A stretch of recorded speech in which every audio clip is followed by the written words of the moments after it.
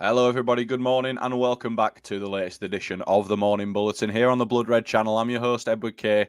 Joining me this morning, once again, is Dave Comerford, and we are, of course, going to be discussing Liverpool's 3-0 demolition of Aston Villa at Anfield yesterday. I mean, we'll start, Dave, with I think after that late winner against Newcastle, the late brace from Darwin Nunez. I think one of the things, once I've got over obviously the immediate joy of that game, I think one of the things I said to a few friends it doesn't really mean anything unless you go and put in a good performance at least against Villa and hopefully beat them at Anfield. I mean, that was a pretty convincing performance yesterday, wasn't it, Dave? Yeah, I'd say the best performance of the season, definitely. Obviously, a couple of those games, there was 10 men in there. Chelsea on the opening day was definitely a mixed bag. The Bournemouth game, I think Liverpool played pretty well. I think they improved as that one went on. But I think yesterday's the one you look at and you're like, that was pretty much a complete performance from Liverpool. And, going into it, I think I predicted on the site that it was going to be a 3-2 win. So I thought it was going to be a lot closer and Liverpool might have to just shade it by one goal. But I was really surprised by the comfort of the win. And I think, obviously the attack on play is a brilliant positive and it has been for a while. But to see Liverpool kind of like limit Aston Villa to basically, I think only one really clear chance with the header that Alisson saved, where I think, Villa thought it had gone over the line briefly. I thought was probably the most encouraging aspect of the performance, really, because you got to do it at both ends if you want to really, compete at the top of the table. And I think Klopp was absolutely delighted after the game, and rightfully so, because it was pretty close to a complete performance from Liverpool. Yeah, I think the name on everyone's lips after the game. I mean, it has been for a few games now. However hard it is to pronounce, Dominic Szoboszlai. Obviously, everybody's absolutely raving about him after yesterday's game. I mean, he's got so many aspects to his game that, I mean, the goal's just one part of it. Everybody knows he's got that in his locker, but obviously it's the first time we've really seen that from him. It was an awkward looking strike, but the way the ball sort of flies off his foot, it's really impressive how he managed to do that. But yeah, it looks like Liverpool have got a real gem in the midfield there, doesn't it, Dave? Yeah, I mean, and on the goal, like, it takes you back to watching kind of YouTube compilations or watching, clips on Twitter. That's kind of what we all knew of Szoboszlai before he came to Liverpool. He was the player who could just produce spectacular moments like that, and he did. But I think what's just as important as those moments is the fact that he does the dirty work as well. He does the less spectacular stuff, the stuff that maybe doesn't get all the attention. But his enthusiasm on the defensive side of the ball has probably been maybe the thing that's impressed me most. And it started in pre-season, and you noticed it, and obviously going into the season as well, he stepped it up a gear. And I think Klopp was talking about it yesterday, how much he loves doing the dirty work, and he's always back there helping out. And I think when he came in and replaced Henderson in the side, we were all looking at kind of, is this now going to be Liverpool getting goals and assists from midfield? Because there hadn't really been something that we've seen as a feature in previous years. And yes, yesterday he does score, and he got a couple of assists, I think, in the game against Bournemouth too. But it was also important to have that upgrade going the other way, when Liverpool don't have the ball. Because I think Henderson in those later years, when he sort of declined physically, wasn't just making that much of an impact in that regard. So it's so refreshing, really, to see someone who's got obviously the appetite, but also kind of the energy and the athleticism to just keep going. And to be honest, he looks like he's the kind of player who, I don't know if it's a cliche, but he looks like he could just play back-to-back matches. He has that much energy, to be honest. And it was another great performance yesterday. Yeah, I mean, you're spot on about the energy and doing the dirty work. I mean, in two of the previous games, he's had to do the running of two men in that midfield, hasn't he? When we've gone down to 10. So I mean, how nice you think it was for him yesterday, being able to play in an actual full midfield three for 90 minutes. Yeah, I mean, obviously that's something that has been a bit of a rarity this season up to this point. And I think it's good because, you look at the Newcastle game, you look at Bournemouth, and to a degree, they're a bit of like an aberration because, you are playing with 10 men. It's just a very different kind of test. Obviously, it was quite a bit longer against Newcastle, but still. So I think yesterday, in what was, I'd say, a more normal game, and you got to bear in mind too that Liverpool don't have either of their first choice centre backs too. So if anything, the ceiling should be higher than we saw yesterday. I think it was good to kind of get a look at. I mean, also the fact that Klopp, had a defensive midfielder available to him, which he didn't have against Chelsea, didn't choose to use him, but basically it felt like things have finally maybe settled a little bit. And it was a more representative test of where this team's at. And in that regard, they obviously passed it with flying colours and really strong start with, 10 points out of 12, despite those 2 red cards. And you've got to feel, I think, probably more optimistic now than you would have done at the start of the season, I'd say.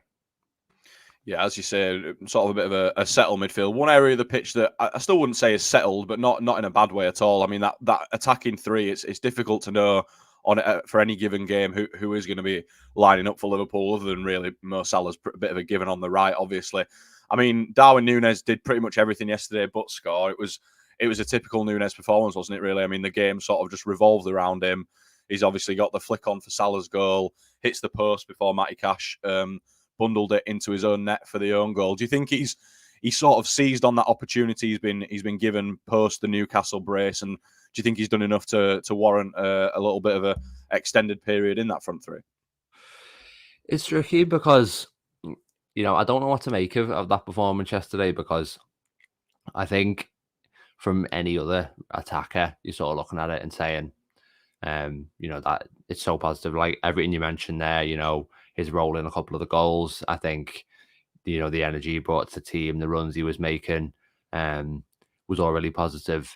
Maybe a bit better on the pressing front too, but it just feels a little bit like a missed opportunity, in the sense of, obviously we saw what happened against Newcastle, and then it felt a little bit like old habits die hard. Just with, I think the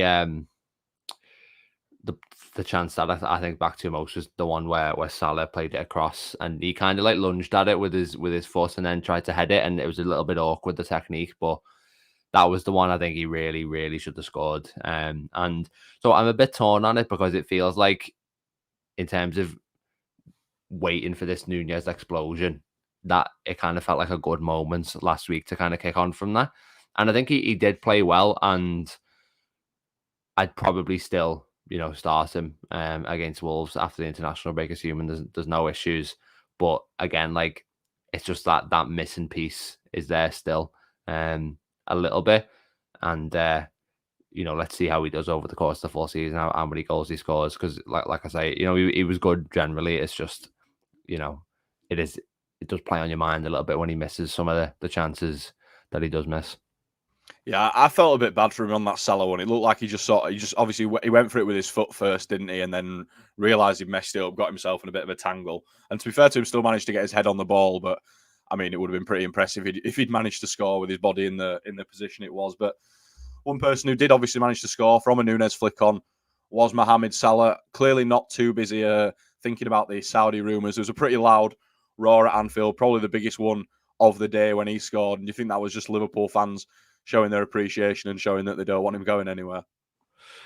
Yeah, I'd say so. And I think, the celebration was a little bit sort of a tiny bit muted. I think it's fair to say.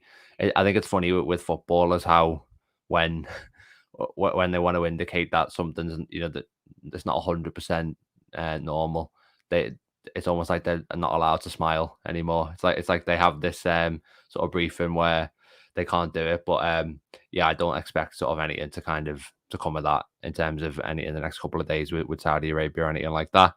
And I think, as much as, I think there has clearly been some elements of Salah being at least interested in hearing what the offers might be.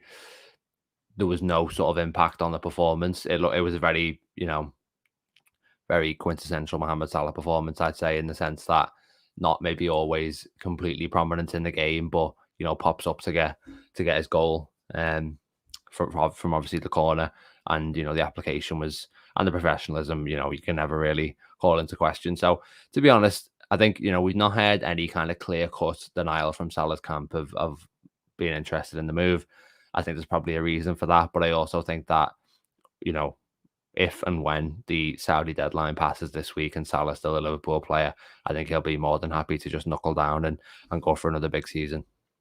Yeah, I completely agree with that. But we'll move on to the defence. Obviously, bit of a makeshift pairing at centre back, if you can call it that. Gomez and Matip, obviously with Van Dijk still suspended and Konate still injured, but it did bring with it the first clean sheet of the season and maybe a bit of defensive confidence that the Reds really needed, Dave.